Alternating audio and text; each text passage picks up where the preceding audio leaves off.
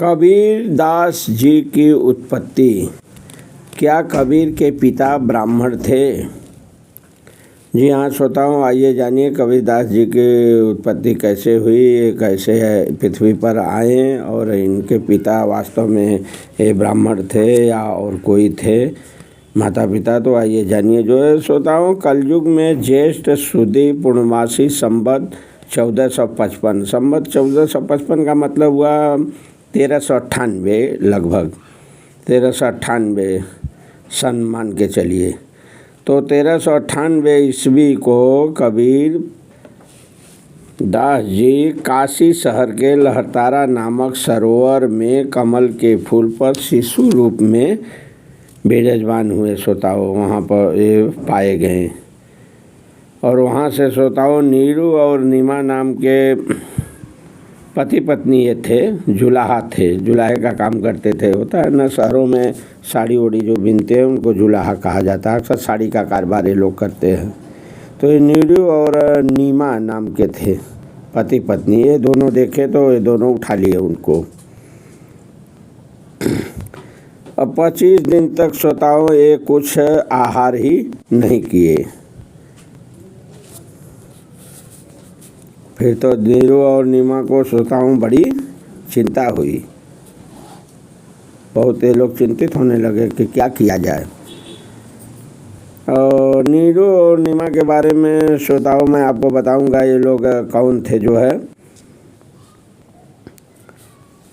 ये शिव जी के पुजारी थे नीरू नीमा।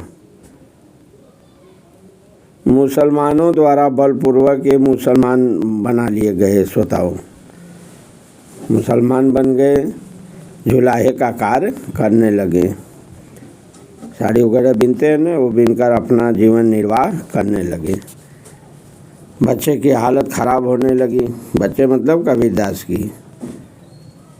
शिव जी को तब याद की नीमा, अपने इष्ट शिव जी को।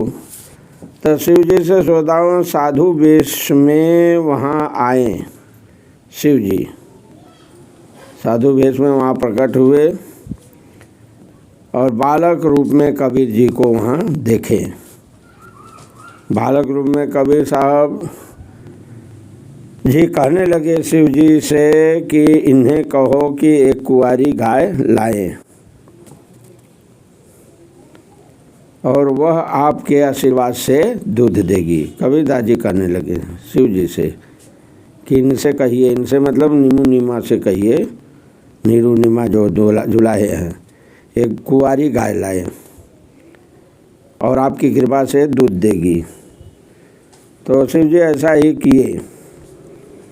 कुंवारी गाय आई, जो है कमर पर थपथपी लगाए। उसी समय बछिया के थनों से श्रोताओं दूध की धार बहने लगी। सोचिए, कुंवारी गाय थपथपाए कमर पर और दूध की धार चलने लगी।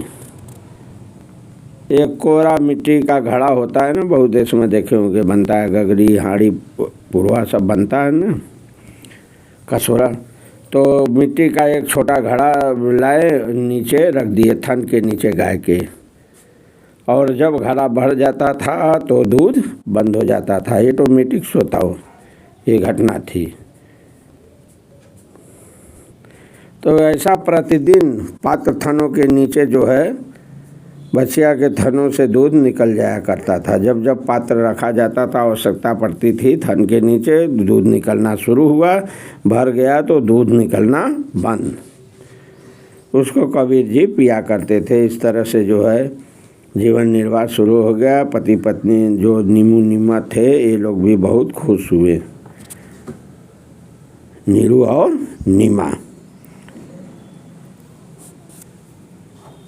जुलाहे घर श्रोताओं परवरिश होने के कारण बड़े होकर जो है कबीर जी भी क्या किए, भाई जिसके यहाँ रहेंगे जो धंधा है वही न आप करेंगे।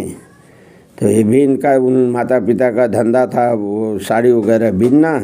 तो ये भी कपड़ा बुनने लगे, साड़ी वगैरह कार्य करने लगे उसी में।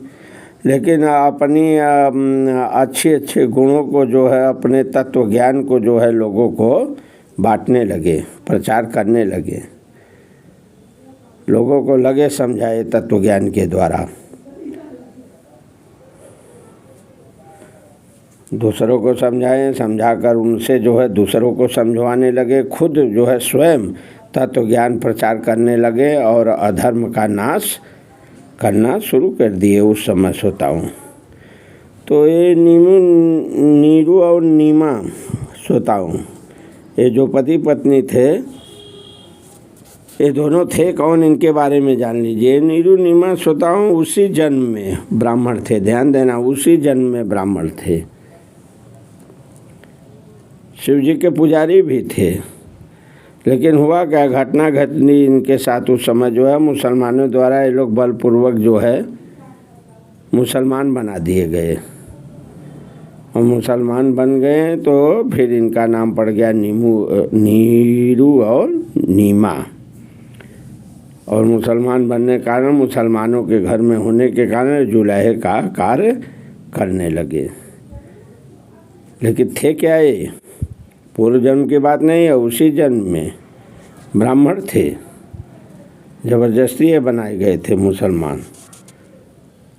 तो सत्य ये श्रोताओं, इनके जो पालन पोषण किए नीरू और नीमा, ये और कोई नहीं, ये एक ब्राह्मण थे। एक बार प्रेम से बोलिए कबीर दास की जय, श्री कृष्ण भगवान की जय।